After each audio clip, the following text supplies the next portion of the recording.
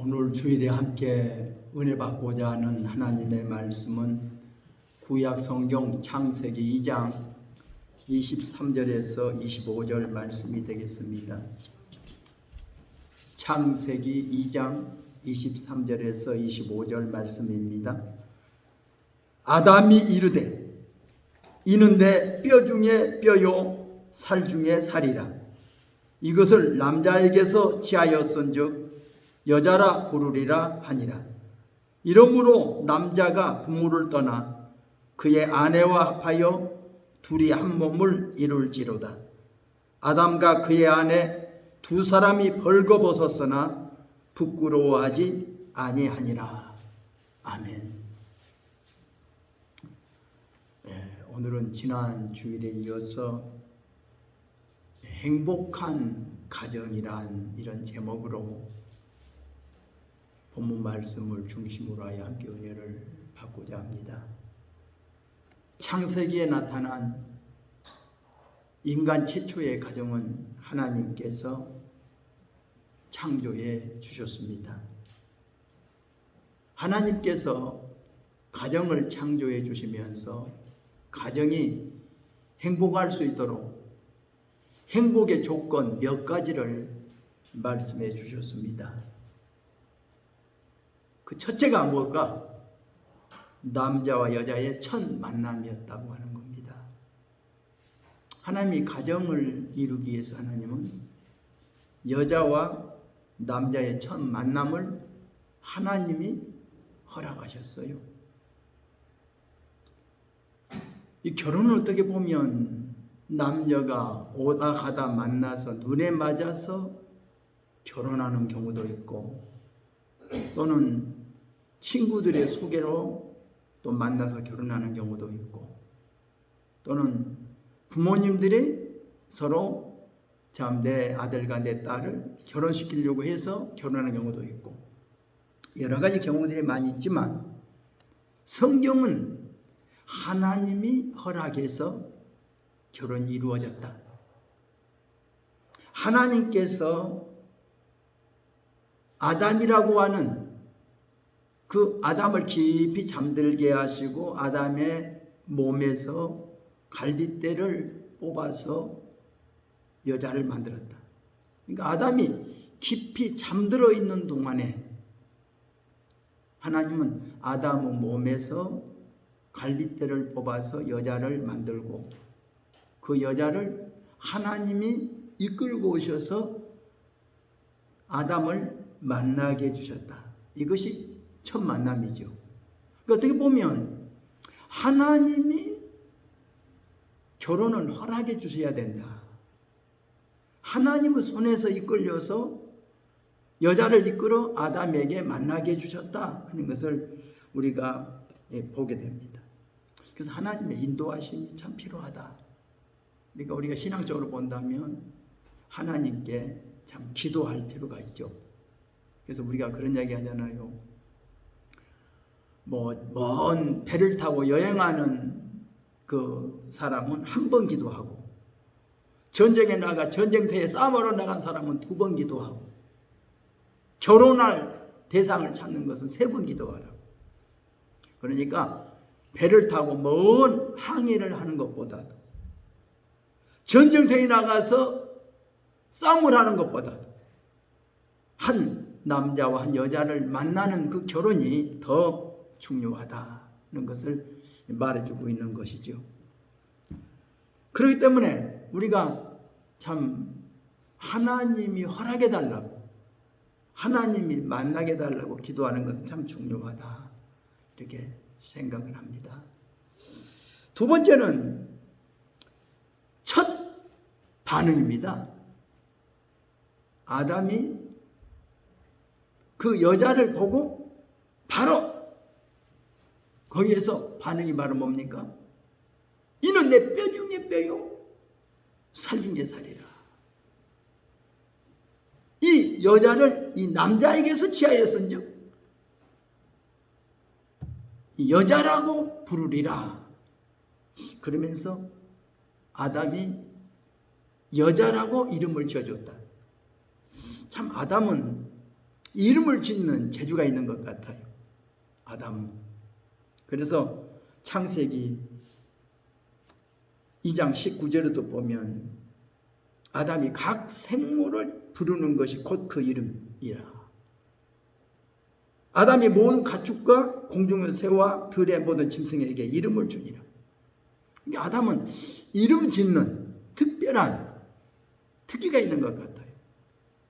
제가 그 신학교 때 우리 그 스웨덴 선교사님 사모님이 우리 영어를 가르쳤는데 그 영어 공부 시간에 강좌 딱 들어도니만 우리 각자 다 한 사람씩 한 사람씩 세워놓고 부르면서 이름을 지어주더라고요. 누구 다 이름을 지어줘요. 각자에게. 그러면 저보다는 아론이래. 이름을 아론이라고 이름을 이게 불러주더라고요. 그러니까 각 사람을 다 우리 신학교 학생들 전체를 수업하다가 한 사람 한 사람 이렇게 놓고 각자 이름을 주는데 다 다른 이름을 주는 거예요. 근데 참 그 선교사님 사모님의 지금 그 수업할 때 그 광경이 지금도 생각나요. 그때 왜 나를 보고 아론이라고 이름을 지어줬는지. 참 우리가 참 첫 번째 보고 그 이름을 지어준다. 참 이름을 짓는다는 것도 참 중요하죠. 저희 아버님께서도 그 특별히 이름을 우리 이름이나 또 우리 성도들의 자녀들 나면 이름을 많이 지어준 경우를 많이 봤어요. 우리 집 식구들은 우리 누님은 은혜엔 착할순, 해순이라고 짓고 저는 하나님의 은혜로 채워주라고 충은혜라고 이름을 지었어요. 이제 이게 뭐 호적 누가 심부름하면서 잘못해가지고 저 이름이 충원이 되었지만 사실은 아버지가 이름을 지을 때 충은이라고 지었어요. 내 밑에 동생은 은혜로 착하라고 은선이라고 지었고 또 막내는 은혜로 빛나라고 은철이라고 짓고 우리 아들은 이름을 지을 때 하나님의 말씀으로 승리하라고 승언이라고 이름을 짓고 우리 딸은 은혜로 빛나라고 은희라고 이름을 이렇게 지어주었어요. 우리 아버지는 참 이름을 짓는 좀 특별한 은사가 있었던 것 같아요. 그러니까 우리 그 교인들의 많은 자녀들을 보면서 이름을 많이 지어주더라고요. 그러니까 아담도 이렇게 이름을 짓는 특기가 있었던 것 같아요. 모든 각 공중나는 새나 들의 짐승들을 보고 이름을 지어주었다. 그리고 하나님이 자기 몸에서 갈빗대를 뽑아서 만든 그 사람을 여자라고도 이름을 또 불러주었다 하는 이야기죠. 우리 어렸을 적에 그 참 유치원 다니는 것이 어려웠죠. 서울에서 유치원 다녀온 누가 노래를 부르더라고요. 아버지의 이름은 당신이고요. 어머니의 이름은 여보이래요. 그러나 우리들은 부를 수 없어. 엄마 아빠 둘이서만 부른답니다. 이 노래를 어려서요. 와서 부르는데 야 어렸을 때 그 노래 부르면서 들으면서 상당히 신통하더라고요. 응? 뭐 아버지의 이름은 당신이고 어머니의 이름은 여보래. 그런데 그 이름을 우리들은 부를 수 없고 엄마 아빠 둘이서만 부른다고. 이런 노래를 참 어려서 들으면서 참 그 아버지의 이름이 당신이고 어머니 이름이 여보라. 그래서 어렸을 때 그 이름을 들으면서 참 혼자 속으로 참 웃었던 그런 기억이 나요. 참 이름을 짓는다. 참 중요하죠. 어떻든 그 아담은 그 하나님이 이끌고 온 그 여자를 보고 자기보다도 훨씬 더 매력 있고 예쁜 모습을 보고 그는 여자라고 이름을 붙여주면서 이는 내 뼈 중에 뼈요 살 중에 살이라 이렇게 사랑을 고백했다 이렇게 말하고 있습니다. 우리가 첫인상이 좀 어떻게 보면 중요하다고 봐요. 제가 우리 집사람 처음에 우리 지금 그 당시에 서대문교회 목사님 사무실에서 일했던 그 박정자라고 하는 그 전도사님이 소개를 했는데 그 소개를 받고 서대문 교회로 올라왔는데 첫 번째 딱 문을 열고 어떻게 딱 들어오는 인상에 첫눈에 그 웃는 얼굴에 그냥 이상한 얼굴 인상을, 첫인상을 느꼈어요. 근데 내가 이렇게 눈치하니까 내 옆에 있던 그 김용현 전도사가 이렇게 하는 거예요. 이렇게 여기라고요. 근데 여기를 난 몰랐는데 그 박정자 전도사가 소개한 것을 알았는가 봐요. 김용현 전도사가 내 친구, 이제 동창 전도사인데 여기라는 거예요. 그래서 그 어디냐 했더니 지금 교회학교 사무실에 있다고, 서대문 교회. 그래서 서대문 교회 사무실에 가서 이제 만났었는데 그때 첫 인상, 지금도 그 첫 인상이 가장 기억나요. 그리고 그때 만나서 약속했던 그 약속들이 지금도 제가 그 처음에 약속하면서 그런 약속을 했어요. 그 약속이 뭐냐, 그 약속이 내가 신혼여행 결혼하고 나서 신혼여행 못 가잖아요. 내가 한 이야기가 남산에 그 계단 오르면서 가위바위보 하면서 계단 오르면서 한 이야기가 내가 당신 비행기 타기 싫은 만큼 태워줄게. 내가 그 약속했다고요. 뭐 그것은 꿈도 꿀 수 없는 이야기죠. 근데 그 약속을 제가 했어요. 또 내가 그때 몇 가지 부탁한 게 뭐냐면 나는 결혼하면 나는 먹고 살기 위해서 내가 목회 아닌 다른 일거리 잡지 않겠다. 그리고 당신한테 파출부 안 시킬 거야. 아무리 먹을 것 없어 어려워도 파출부 안 시킬 거야. 내가 그 부탁을 했어요. 그리고 나는 목회하면서 보니까 목회를 하려면 당신은 사모라는 이름 위에 다른 이름 갖는 거 원치 않아. 나는 사모님들이 집사 때는 권사 때는 전도사 때는 목사, 나는 원치 않아. 나는 정말 당신은 사모 이름 외에 다른 이름을 갖지 않았으면 좋겠어. 제가 이것을 부탁했고, 또 내가 부탁한 것이 내가 목회하면서 보니까 이 시골에서 개척하는 목회자들이 자꾸 교회 청소만, 교회 목사님 사모님이 교회 청소를 다 하더라고. 빗자루 쓸고 걸레 닦고 들에서 흙. 나는 그거 원치 않아. 당신은 빗자루 들고 걸레 들고 교회 청소하려고 덤벼들지 마. 이것은 교인들이 하게 해. 또 한 가지 부탁이 있어. 당신이 교회 부엌에 가서 들랑달랑거리면서 음식에서 교인들 그거 하려고 하지 마. 교인들이 하게 해. 내가 처음부터 그 부탁이었어요. 목회, 전도사 될 때 그때 처음부터 한 이야기가 나는 그것을 원한다. 내가 그것이 부탁이었고 그것이 약속이었어요.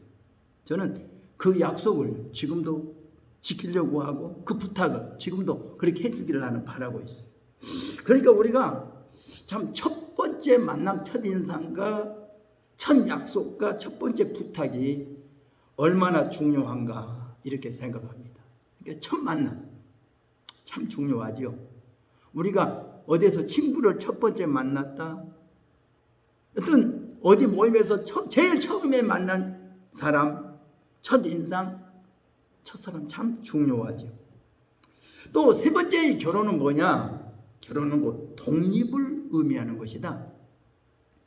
하나님께서 의도하신 그 가정은 온 가족이 함께 대가족을 이루어 사는 것을 원한 것이 아니라 남자가 부모를 떠나 그의 아내와 연합하여 둘이 한 몸을 이루는, 어떻게 보면 핵가족을 하나님 원치 않았나 이렇게 싶어져요. 그러니까 대가족이 모여 산다는 것이 하나님의 뜻이 아닌 것 같아요. 창세기에 나타난 결혼제도는 남자가 부모를 떠나 여자와 연합하여 한 몸을 이루라고 하는 것이 하나님이 말씀하신 가정이 아니겠는가. 한 세포가 분열하여 다른 독자적인 한 세포를 이룬 것과 같이 어떤 한 가정을 이루라는 거지요. 한 가정을 이루라. 가정은 부부를 중심으로 이루어진다는 것이죠.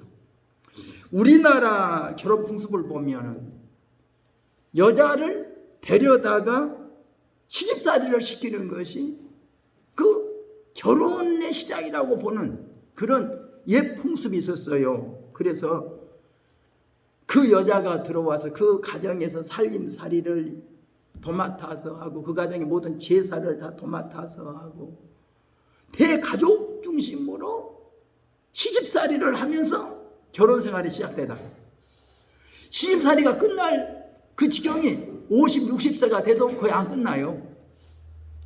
우리 어른들이 다 돌아가시고 나야 그때야 겨우 독립을 하는 그런 가정 문화가, 결혼 문화가 아니었는가 싶어져요.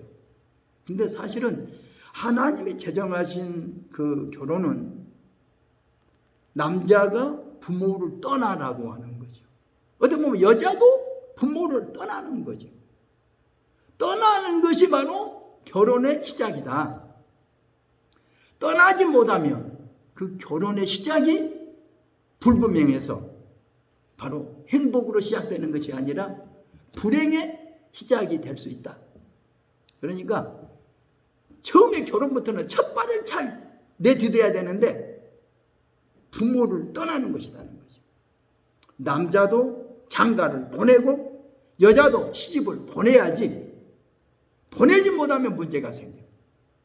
결혼시킨 아들을 품에 품으려고 하는 그 부모, 결혼시킨 딸을 품에 품으려는 그 부모, 이는 정말 두 사람이 하나 되는데 아주 걸림돌이라는 거죠. 그러니까 남편과 아내 두 사람은 사이에 누구도 끼어서는 안 돼. 자녀도 끼어들면 안 돼. 부모도 끼어들면 안 돼. 형제도 끼어들면 안 돼. 친구도 끼어들면 안 돼. 남편과 아내 두 사이에는 두 사람만이 있어야 된다. 그래야 두 사람이 하나 된다. 두 사람이 하나 되는데 방해되는 찌꺼기는 다 제거돼야 된다. 불순물은 다 제거돼야 된다. 이것이 바로 결혼 시작의 원리라고 이렇게 생각을 해봅니다. 우리가 참 떠난다고 하는 것을 생각하면 참 부모들은 좀 불안해하기도 하고, 어떻게 얘를 이렇게 철없는 얘를 내보낼까 이런 생각을 하죠. 아무리 자식이 나이가 많아도 부모가 볼 때는 항상 어려 보이거든요. 항상 어려. 60이 되건 70이 돼도요, 부모가 볼 때는 어린 자녀로 봐요. 그러니까 결혼시킬 때 아무리 나이가 많아서 결혼을 하게 해도 부모는 그것을 항상 불안해. 내보낸 것을 불안해해요. 그러나 믿고 내보내야 돼요. 요즘 그 부모들이 자녀를 너무나 못 믿어. 얘들이 조금 커도요, 전철도 혼자 타게 내보내지 않고 버스도 혼자 타게 못 보내고, 혼자 무엇을 하면 무슨 일 날까봐 벌벌벌벌 떤다고요. 그러나 사실은 일찍 어려서부터 부모가 자녀를 독립할 수 있는 독립훈련을 시켜야 돼요. 어려운 심부름도 시키고 어려운 일도 혼자 할 수 있게 만들고, 학교 공부도 혼자 하고 숙제도 혼자 하고 청소도 혼자 하고 뭣도 혼자 하게끔 자꾸 만들어서 독립할 수 있는 힘을 길러줘야 되는데 엄마 아빠가 다 해주는 거예요. 함께 가주고 함께 도와주고 내가 대신 해주고, 이것이 바로 내 자녀를 허약하게 만들어요. 독립할 수 없게 만든다고요. 그러니까 언젠가 내 자녀는 내 품을 떠나야 한다. 이런 각오로 독립할 수 있는 힘을 길러줘야 돼요. 내 아들도 내 딸도 강하게 길러야 혼자 독립해서 잘 살 수 있다는 것을 우리는 알 수가 있습니다. 그러니까 부모를 떠난다는 것은 육체적으로도 떠나고 정신적으로도 떠나고 경제적으로 떠나야 돼. 요즘에 우리나라를 보세요. 딸이건 아들이건 고등학교 보내고 대학 보내고 시집 보내고 장가 보내도요, 부모님이 못 보내요. 품에 품고 있어요. 경제적으로도 도와주려고 그래요. 육체적으로도 도와주려고 그래요. 정신적으로도 도와주려고 그래요. 그러니까 행복한 가정을 향해서 나아가는 첫 발을 잘 못 뛰게 방해하고 있다는 거죠. 제가 미국 가서 보고 독일 가서 보고 스페인 가서 보고 들은 이야기 중에 제일 중요한 이야기들이 뭐냐면 고등학교만 졸업하면 그만이에요 하는 거예요. 우리는 고등학교까지만 공부시켜주면 그 다음에는 자기들이 알아서 해야 된다는 거예요. 그 다음에는 자기들이 벌어서 대학도 가고 자기들이 벌어서 시집장가도 가고 자기들이 벌어서 집도 장만하는 거지 부모가 안 해준다는 거예요. 우리나라 입장에서는 아직 이해가 안 되잖아요. 그런데 그렇게 해요. 미국이나 구라파 일대에서는 그렇게 해요. 그러니까 자녀들도 그렇게 생각해요. 고등학교만 졸업하면 이제는 내가 갈 길 가야 한다.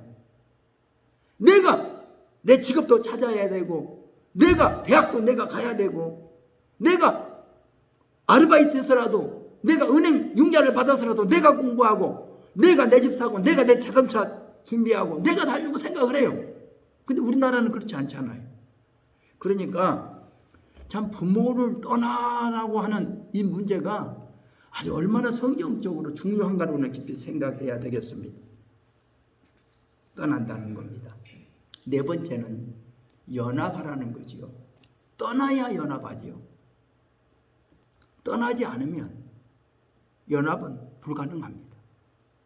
내가 A라는 물체가 B라는 물체와 연합하려면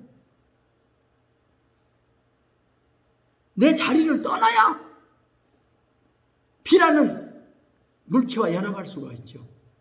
서로 떠나야 돼요. 그리고 연합하기 위해서는 두 사람이 연합하는 것도 어렵지만 세 사람이 연합하고 네 사람이 연합하는 건 더 어려워요. 그러니까 연합이라는 것은 참 중요해요. 그래서 저는 생각할 때 어려서부터 자녀들을요 연합할 수 있는 자꾸 훈련을 시키는 게 중요한 것 같아요. 어려서 주일학교를 다녀본 얘들하고요, 주일학교를 전혀 안 다녀본 얘들하고요, 아주 사회생활이 달라요.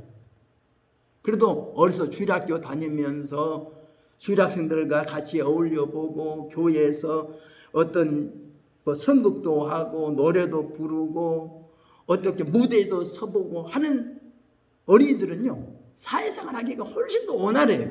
부드러워요. 근데 그런 생활이 전혀 없이 가정에서만 오직 집에서만 살던 얘들은요 사회생활 하기가 좀 버거워요. 그래 그것을 느끼잖아요. 학교 생활할 때도요 모임이나 걸클럽이나 보이스클럽 같은 거 있잖아요. 스카우트 같은 거 말이에요. 걸스카우트, 보이스카우트 이런 데 활동한 얘들 밖에 나가서 혼자 그냥 야영 생활도 해보고 혼자 어려운 생활도 해보는 그런 얘들은요 사회생활이 훨씬 부드러워요. 근데 어떤 학교와 집만 아는 얘들 사회생활이 좀 어렵거든요. 그러니까 이런 단체 생활도 해보게 하고 여러 가지 경험을 하게 만들면 혹시 나중에 결혼 생활하는 것도 참 더 쉽다, 저는 이렇게 생각을 합니다. 우리가 연합하려면 서로 간의 문화 차이를 극복해야 되죠. 저도 그 처음에 결혼하려고 할 때 우리 집사람이 반대하는 조건을 주변에서 몇 가지 하더래요. 예, 하필이면 전라도 사람이냐 그러더래요. 전라도 사람이라고 집안 주변 사람들이 반대하더래요. 이 전라도 사람들은 그냥 사람 취급을 안 했던가 봐요. 참 그때 그 말 듣고 좀 기분이 안 좋더라고. 또 두 번째는 얘 가난한 데 가려고 하냐? 가난한 데 가려고 하냐? 참 부자로 사는 사람이 가난한 사람하고 만나 살면 좀 어렵죠. 그러니까 지방색이 다르고 지방색이 달라. 또 환경이 달라. 부자한 아주 우리 처갓집은 마을에서 두 번째 가는 부잣집이거든요. 방앗집 딸이고, 예?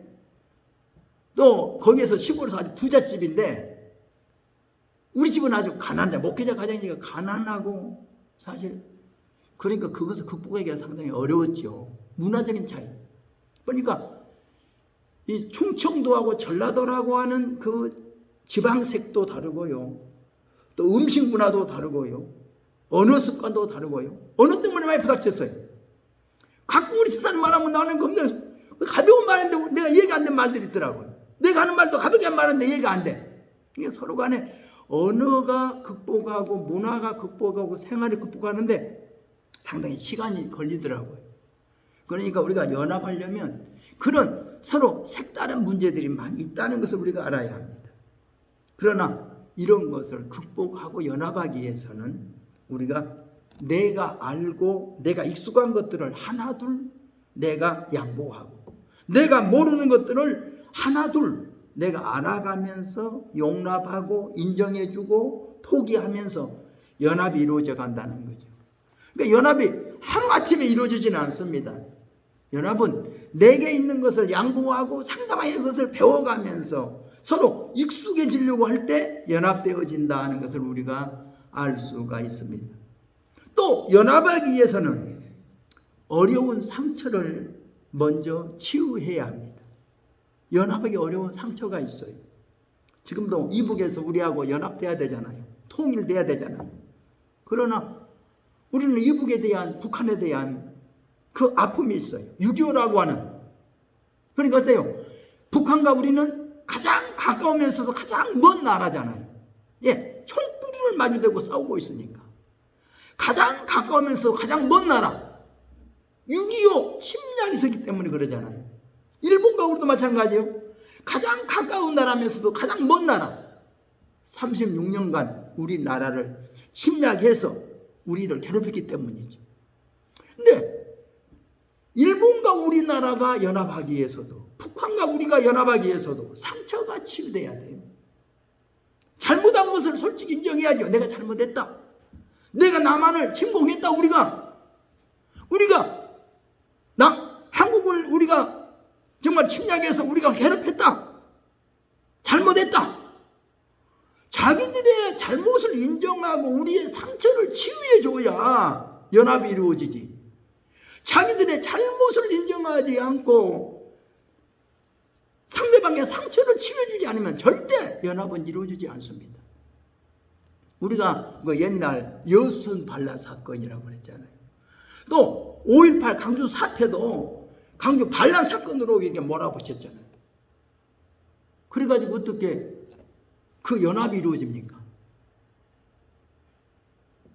그런 것을 잘 그 상대방의 상처 입은 사람들의 마음을 이해해주고, 아, 저들이 이런 아픔이 있었구나. 아, 이런 상처가 있었구나. 우리가 감싸주자. 저는 5.18 사태 일어나고요, 충청도 갔더니 충청도에서 뭐라고 하는지 알아요? 전라도는 빨갱이래요. 전라남북도 사람들 다 빨갱이래요. 강원도인데 강원도 그래 전라남북도 사람은 다 빨갱이래요. 공산당이 돼. 야, 그 상처가 너무나 크더라고요. 저는 5.18 강주 사태 때 섬에서 목회하면서 두 가지 방송을 들었어요. 전라도 남북도에 보내는 방송이 따로 있고요, 그 외의 지방에 보내는 방송이 따로 있어요. 방송이나 그 이야기를 들으면서, 이야, 언론이 거짓말도 이렇게 잘할 수 있냐, 방송이. 전라 남북도 사람들에게 보내는 방송이 다르고요, 그 외의 지역에 보내는 방송이 완전히 달라요. 방송이. 그래서 완전히 빨갱이래요, 전라 남북도 사람들은. 야, 그때 제가요 섬에서 목회하고 강주에서 그런 어려움 당한 것을 보고 또 강주에서 목회하면서 얼마나 마음이 아팠는지 몰라요. 그래서 제가 강주에 목회할 때는 금남로 도로에 데모한다, 내가 앞장서서 내가 데모대 내가 진두지겠다니까요. 우리 성도들 데리고 나가서 그 많은 성도들 전부 다 금남 도로 내 가운데 서서 빨리 다 일 메꾸라고. 그래야 오늘 데모된다고 그러고 뭐 전부 다 데모를 진두지했어요. 얼마나 막 그때는 막 마음이 막 그런 젊은 막 혈기도 막 붕괴하든지. 그래서 뭐 선거할 때는 가서 선거 참관인으로 활동하고 뭐하고 전라 강주에서 뭐 전부 다 목사님들 장로님들 모임 만들어서 200여 명을 모아가지고 대구 가서 대구 관광호텔에서 거기 장로 목사님들 200여 명 함께 모여서 연합해서 우리 강주의 아픔을 우리가 서로 간에 이야기해보자. 그리고 목사님들하고 장로님들하고 우리가 이런 입장이다. 우리 교회 중에서 한번 생각해보자. 그리고 그런 모임도 주도하고 앞장서서 활동하면서 했던 그런 기억도 나요. 예, 정말로 우리가 상처 입은 사람들의 마음을 모르면요, 이해를 못하면요, 연합은 안 이루어져요. 상대의 아픔을 알아야 돼요. 어떤 아픔인가, 어떤 억울함이 있는가, 어떤 분한 마음이 있는가 풀어줘야지. 무조건 나쁘다는 식으로만 몰아붙여 놓고서 화해하자는 거예요. 상대방을 죽게 두들겨 패놓고 몰아붙여 놓고 항복해야 하는 거예요. 항복. 그리고서 화해하자고. 이거 화해가 안 이루어지죠. 동등한 입장에 서야 연합이 이루어진다는 것을 우리는 압니다. 그렇기 때문에 우리는 누구나 우리가 이런 상대방의 약점, 상대방의 상처, 상대방의 여러 가지 것들을 부끄러움을 드러내게 하고 상대방을 부끄럽게 만들고 상대방을 억울하게 만들고 분하게 만들면서 연합하자 그러면 연합이 됩니까? 상대방을 동등한 이치로 끌어올려서 상대방의 억울함도 풀어주고 상처도 치유해주고 상대를 인정해주고 칭찬하면서 우리 연합하자. 그래야 연합이 이루어지지 않겠어요? 그렇기 때문에 우리가 연합을 하라는 하나님의 말씀인 줄로 우리가 믿습니다. 그 다음에 마지막으로는 한 몸을 이루라는 겁니다. 연합이 잘 이루어져야 하나 되지. 연합의 과정을 거치지 않고 그냥 하나 되자. 그러면 하나 되기가 바쁘게 깨져요. 다시금 깨지게 말아요. 그래서 우리 그러잖아요. 이 독일의 통일을 보면서 배우자. 동독과 서독이 하나 되는데 얼마나 많은 시간이 걸렸느냐. 많은 경제적 부담도 하지만 여러 가지 서로 간에 그 다른 이질적인 문제가 얼마나 어려웠는지 모른다. 그래서 우리도 배우자. 우리가 남북이 통일되는 것이 빠른 거 중요한 게 아니라 과정을 잘 거쳐서 우리가 잘 좋은 통일을 만들자라고 이렇게 이야기하고 있잖아요. 일본과 우리도 정말 연합이 돼야 되는데 하나 돼야 되는데 가장 가까우면서 가장 먼 땅이 되고 있고 북한과 우리도 가장 가까우면서 가장 먼 총불을 대고 있으니 얼마나 어려워요. 하나 돼야 되는데 어떻든 우리는 하나 돼야 됩니다. 헤어진 사람이 다시 만난다는 것은 참 힘들고 어려운 일이죠. 그러나 헤어져서 남남이 되어 영원히 남남이 되어 살라는 법은 없어요. 저는 그 목회하면서 이혼한 가정들을 한 몇 가정 연합시켜 보면서 이혼했던 가정 강조해서 한 6가정 정도 연합시켜 봤는데 참 힘들더라고요. 물론 이혼하는 이유들이 다 분명히 있더라고요. 이혼할 수밖에 없어. 그러나 그것을 성경 말씀에 입각하기 위해서 이혼한 그 가정들에게 말씀을 주면서 연합해야 된다고. 다시 합해야 된다고. 그래서 그 이혼한 가정들을 연합시켰더니요. 얼마나 힘든지 몰라요. 그러나 연합되고 보니까 얼마나 보람된지. 그것도 참 보람되더라고요. 물론 둘이 만나는 것도 중요하지만 만나서 연합해서 한 몸 되어 사는 것은 더 중요하고 행복합니다. 그러나 두 사람이 만나서 원수 만나려고 만난 것은 아니잖아요. 근데 어떤 사람은 만나자 말자 그때부터 싸움입니다. 만나면 싸움이에요. 서로 간에 그동안에 다른 것이 많으니까 극복이 안 되니까 싸우다가 결국 헤어지잖아요. 그래서 싸울 바에야 헤어지려면 만나지 않았어야지. 근데 우리는 싸우려고 만난 것은 아니지요. 헤어지려고 만난 것은 아닌데 서로 간에 너무나 다르니까 싸우고 싸우다 결국 헤어지게 되더란 말이죠. 그러나 우리는 어떻든 이제 만났으니 하나 돼야 된다는 거. 이게 성경입니다. 그래서 오늘 본문 말씀대로 생각하면서 행복한 가정이 뭐냐? 행복한 가정은 부모를 잘 떠나야 된다. 자신도 잘 떠나와야 된다. 딸도 떠나보내고 아들도 떠나보내고 두 사람이 연합해서 한 몸 되도록. 이것이 바로 양 부모가 협조해 줘야 되고 양 가정이 협조해야 되고 주변에서 협조해 주어서 정말로 잘 떠나올 수 있도록 떠나갈 수 있도록 도와주자. 연합하도록 도와주자. 그 사이에 끼어서 불순물이 되지 말자. 두 사람의 사이를 방해하지 말자. 연합되게 도와주고 하나 되게 만들자. 이것이 행복한 가정이라는 것을 말씀드리면서 오늘 저는 성경을 통해서 행복한 가정에 대해서 함께 은혜를 나누었습니다. 기도하겠습니다. 사랑이 많으신 하나님 아버지, 하나님의 은혜와 사랑을 감사드립니다. 하나님은 우리 인간이 혼자 독처하는 것을 좋지 않게 보시고 인간이 함께 어울려 사는 것을 더 좋게 보신 줄 압니다. 두 사람이 연합하는 것도 중요하고 두 가정이 서로 연합하는 것도 참으로 중요합니다. 연합하는데 방해되는 요소들이 많이 싸우니 연합하는데 방해되는 요소들을 제거하게 하시고 불순물이 제거되게 하시사 두 사람 사이에 그 연합을 방해하는 요소가 없이 잘 연합되어 한 몸 이루어 행복한 가정 되도록 주여 도와 주옵소서. 예수님의 이름으로 기도드립니다. 아멘. 우리 함께 기도하겠습니다.